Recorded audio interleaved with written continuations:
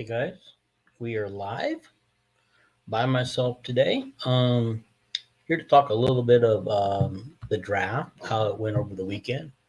Um, Also want to talk a little bit about who the undrafted free agents are. I want to talk a little bit about who the potentials are that could be drafted next year. But let's start first by saying closing time is coming up for uh, the transfer portal. So we still haven't signed a quarterback. We've lost two quarterbacks to the transfer portal, and it seems like the pickings are slim inside the portal right now. So I don't know if we're going to be able to nab a quarterback. Can we go with three quarterbacks next year, or maybe two? Because there's no guarantees about Cade's health. Okay, so is Marco our number one next year, and is James Reeser our number two, or does Cade come back and be healthy? Who's going to run the scout team? Good questions.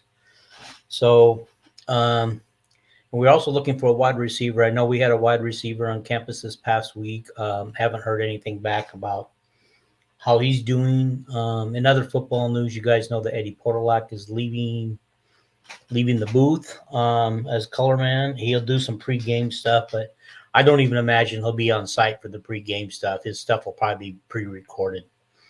And so, who do you guys think? Put in the comments below. Who do you guys think should take his place? Yeah, we can do that. All right. All right. Well, let's get to let's do the Golden Herkies first. Get that out of the way. Okay. They had their 2024 Golden Herky Awards this week, and so the men's athlete of the year was Real Woods. That could have been a lot of different guys. No surprise, women's athlete of the year is Caitlin Clark. No surprise there. Men's Hawkeye of the year was Troy Taylor. Whoops, here, let me get this back up here where I can read it. Okay. Women's Hawkeye of the year was Kate Martin. Good choice. Okay. Men's Outstanding Newcomer of the year was Owen Freeman. Okay. The women's outstanding newcomer this year was Dion Van Asselum. She's from field hockey, in case you don't know that. Okay. Women's breakthrough athlete of the year was Sydney Fulter. The men's most outstanding team was the men's track and field. Record-breaking performance was Caitlin Clark. I believe it was for her performance against number 3 LSU in the Elite Eight. Okay. Inclusive excellence individual was AJ Edginger from the women's basketball. Inclusive excellent team-wise was the women's track and field and the women's softball team. But the women's okay. So the inclusive award all right, is for okay. I didn't get it. Okay. I was putting it down what that award meant because not everybody knows. Okay. Alrighty. Okay. Let's do this again. I'm not sure what happened here. I keep losing my stuff. We'll try again. Okay.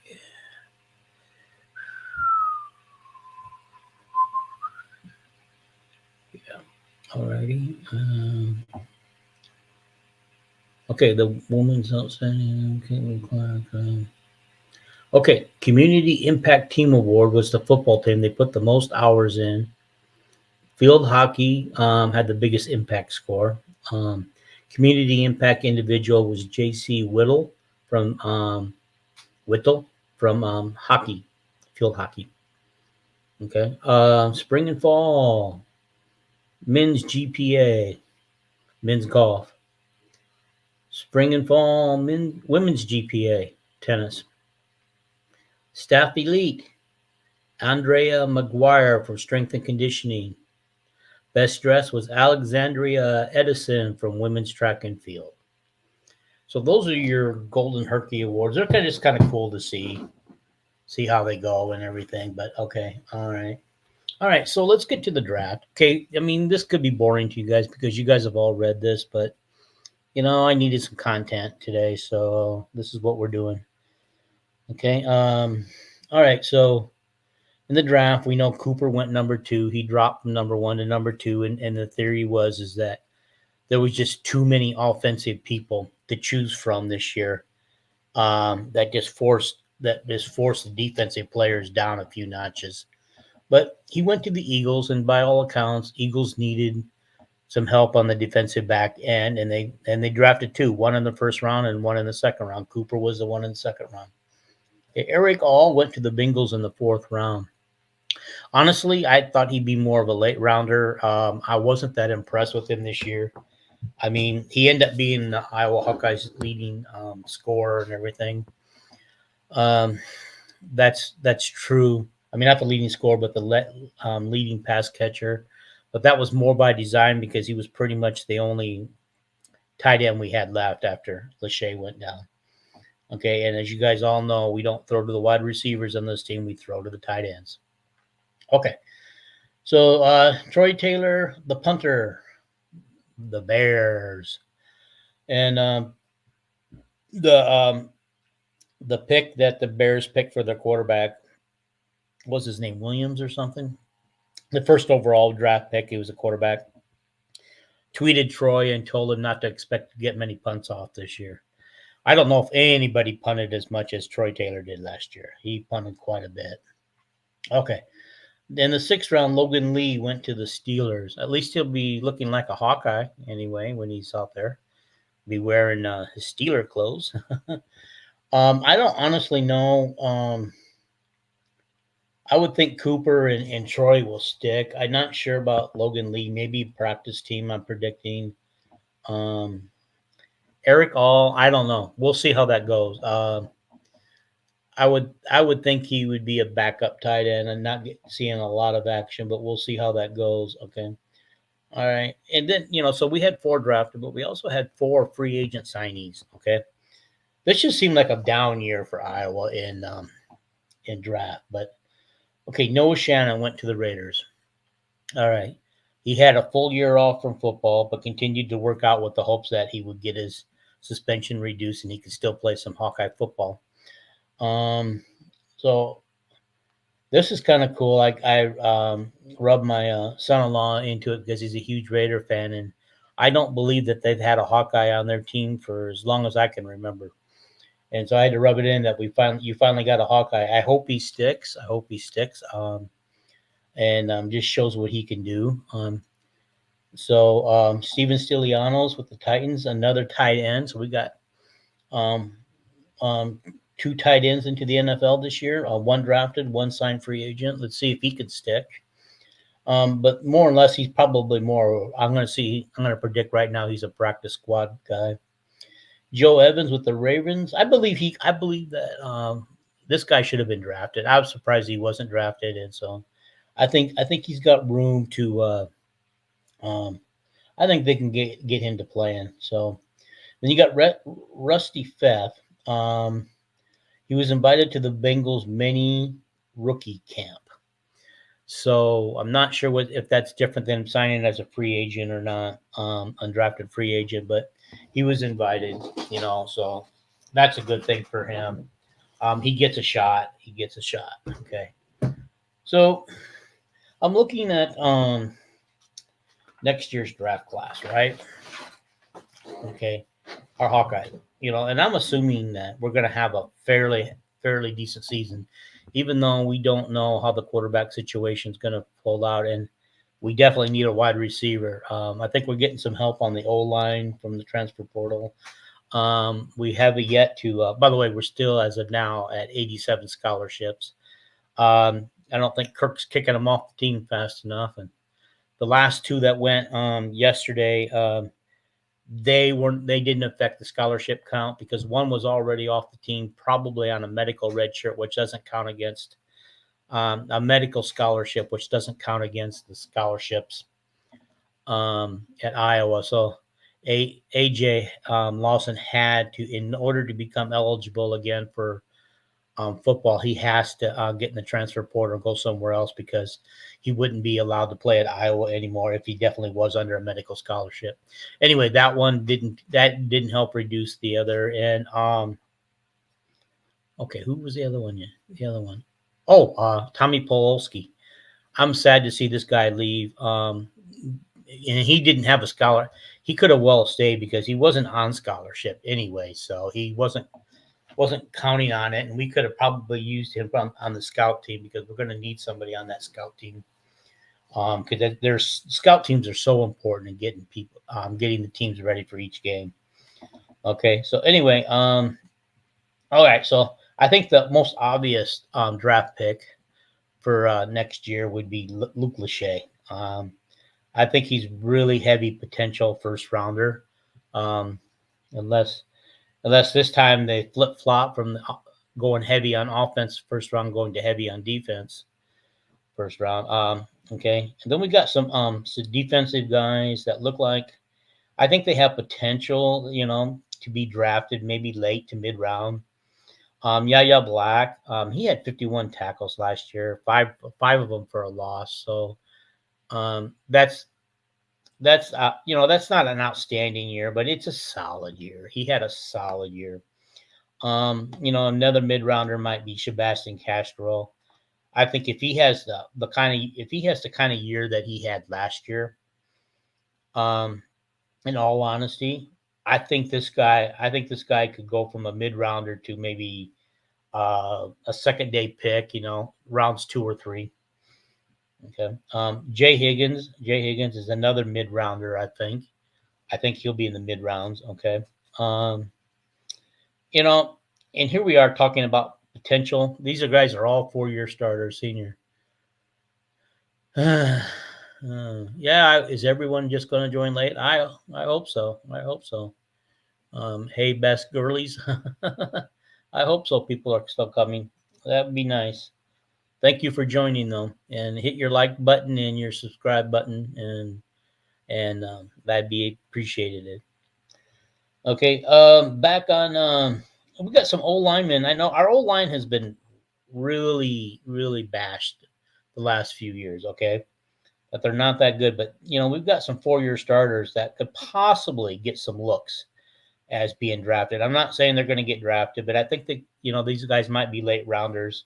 Connor Colby, Logan Jones, Mason Richmond. Yeah, I said Mason Richmond, even though he's much maligned. I think he's taken a lot of heat, but he's played so injured. I would just like to see his last year be a year where he's just fully healthy. And, he projects to maybe a late rounder if he gets it. But I think even if none of them get drafted, I think Logan Jones gets drafted. But if the other two, Connor Colby, who's our highest rated old lineman, if they don't get drafted, they for sure get free agent signees going. So they can have that look right there too. Some other people that could possibly get a chance. It'd be Dante Craig. He could be a late round to free agent signing. Jamari Harris. I think he can get drafted like in the 6th, 7th round, somewhere late. If not, he'll for sure be a free agent signing, an undrafted free agent signing. And Nick Jackson, I don't know what more this guy has to prove to get looks for the draft next year. But I mean, it looks like to me like he's a projected 6, 7 rounder too, which I don't understand why that is, unless next year's draft is just going to be so talented. And there you go on that. And then of course Xavier Wampa and Aaron Graves both have to make a decision because this will be their 3rd year. They're juniors. They've played. Whether or not they're going to be able to go in the draft. I don't know. Maybe I'm missing something. Maybe Xavier Wampa is better than what I'm seeing on the field, but I just haven't seen a lot of flash from him. He's shown enough. He's shown enough that we all know he's good. So we all know he's good, and so But I think he's just got to have one of those outstanding years, just to really be considered early rounder. If I were him, I wouldn't go unless I was an early rounder. I would say either a first day or second day pick, first 3 rounds. Okay, and Aaron Graves, I don't know, he's pretty solid. He's a pretty solid player, but hello, Colleen. Thank you for coming in. Don't forget to hit the like button up there. If you haven't already subscribed, please do. Okay. And so Aaron Graves, I think will get drafted for sure. I'm looking at maybe a fourth, fifth rounder for him, mid round somewhere. Okay. If every one of those guys that I brought up gets drafted, that would be 12 draftees, which would set a huge record for Iowa. But I don't think we're going to get all 12 drafted. But when I look at who I actually think will get drafted, Luke Lachey, Yaya Black, Castro, Higgins, Jones, there's 5. I think Jamari Harris and Nick Jackson get drafted. There's 6, 7. And that just depends if Wampa and Aaron Graves comes out next year. And if they come out, then they definitely know they're going to the NFL. And so they will get drafted. So I would say we have a potential of 8 draftees for sure, and then 4 signees. So I just think that's really outstanding. I think the defense this year is going to be so good. We're all concerned about the offense. Is the defense going to have to carry us early in the season while we figure out the offense? Probably so, because the quarterback's got to get all on the same page. Hopefully, Cade comes back 100%. He's a silent giant. Yeah, yeah, Colleen. I think as long as he has another year like he had last year, because he was a monster last year, I believe he will get drafted. He could have got drafted this year, but he wanted to come back with the other players. And by the way, according to the interviews I heard, Cooper DeJean almost came back. He almost came back to join his fellow defenders, but I think the call of the NFL was too much, and he needed to go. He deserved to go, because if he got injured again, who knows what would have happened to his NFL career and his dream. So he made the right decision, even though it kind of disappoints Hawkeye fans. But we'll get to see him. We'll get to see him play this year. All right. So anyway, what do you guys think about our chances with our record and winning record? How many wins do you guys think we can get next year? Put them in the comments here. I'm going on record as saying 9 to 10. I feel like we have a for sure loss against Ohio State. They're just too much for us to handle. Okay, and then I honestly believe that I don't know where Nebraska and Wisconsin are going to be talent-wise next year, and where they're at learning their new systems and stuff. But I just feel that Nebraska may have a big year, and they may get us on the field this year in Iowa City. And Wisconsin, I think, do we travel there, or do they come here? I can't remember which. But anyway, Wisconsin might be another team that'll get us. Colleen says 8. Okay. Right now, I'm not concerned with Washington and UCLA as much as I was before the season ended, because they've had some turnover up there in personnel. They've had coach turnover. They are also going to be learning a new system, but so are we. But I am excited to see that Iowa's going to come out to the Rose Bowl to play UCLA this year, and I can't wait to get to that game. I will be at that game.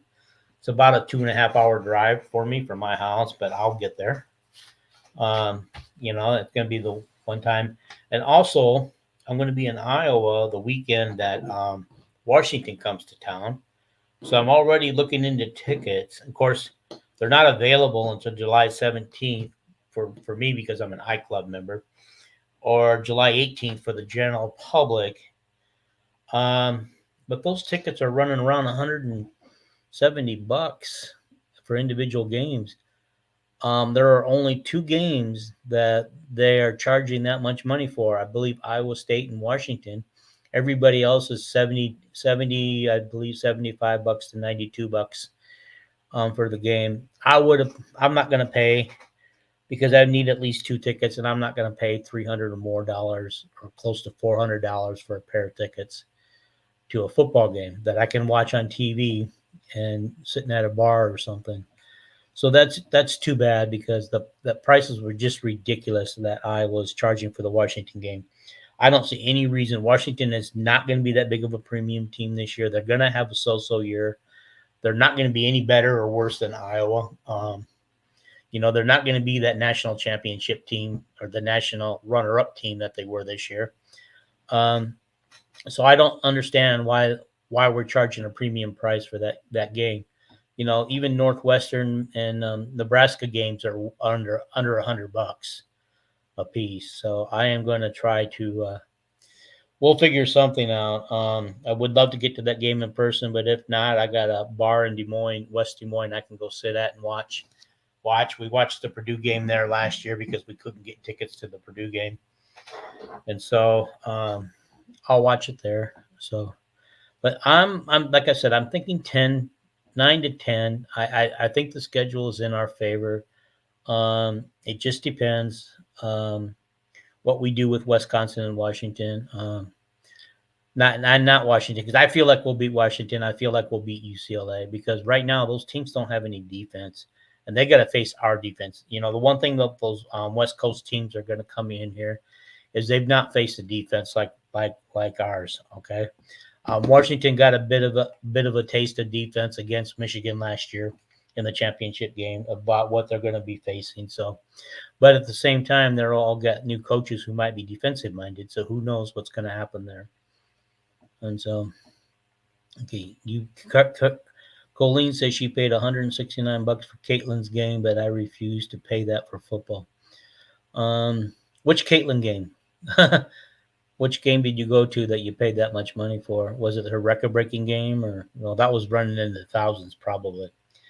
That's another thing too. Is let's talk about that. I don't live that far from the Fever's home stadium arena. I mean, so I went on there to try to buy tickets for when they come out here and play on May 24th. They're going to play the Fever. Are going to play the what do they call the LA team? Sparks, yeah. Those tickets were running $400 or more for the cheap seats. For the cheap seats, guys, $400 or more for the cheap seats. So I thought, okay, wait a minute. I'm not that far from Vegas. Let me see what the Las Vegas Aces are, because the next night they travel to the Las Vegas Aces and play.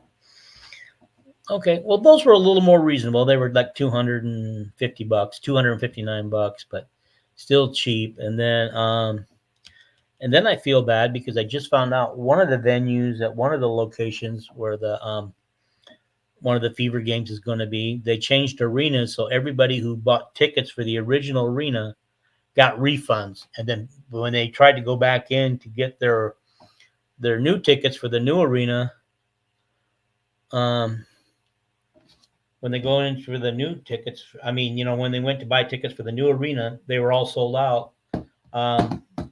So, you're going to have to go on the off sites to buy those tickets. And if you go on the off sites to buy those tickets, they're going to cost you probably up into the thousands. And so, and it's crazy because like with the Las Vegas Aces, they're cheap seats. Like, let's say when the Sparks come to play the Aces, their cheap seats are only $13. I checked to see what that would be.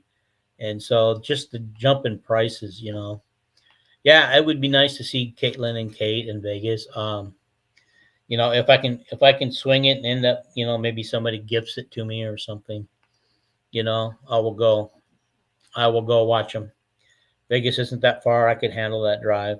And so, or, if Bakersfield has a flight there, I could fly there and back out. We'll see. But anyway, so yeah, I didn't have much else planned. I was hoping for some more people watching tonight. Thank you, Colleen, for all your comments. So, in the guy up here, if he's still, hey, best girlies, if you're still watching, thank you for watching. Okay. All righty. I intentionally did not send out notification that I was going to be on tonight because I'm not sure where I wanted to go with this. And I didn't want to keep it super long. But like I said, I always try to get you guys some kind of content once a week. And this is my content for this week. And, we're going to talk about, we'll probably end up talking about our potential quarterback next week, our new quarterback, whoever he is. I'm sure we'll have one signed from the portal by then, and so that would be awesome. Yeah, yeah. You guys in Iowa, be safe. Be safe out there, or in the Midwest, wherever the tornadoes are. I mean, I heard you guys had 17 tornadoes strike or more in one day last week. So that's crazy, you know. Um, get to shelters if you can. Stay safe. I know about a man whose home was struck. They weren't in their basement. I don't know if they didn't have a basement or not. I'm going to have to read the article that was sent to me. But his wife got sucked out of the house and died, and he managed to find something to hold on to, so he didn't get blown away. And so take this seriously, guys. Go to your basements or find a storm shelter if you can. We want you all there cheering for the Hawkeyes in the fall. Mhm. Oh, wow.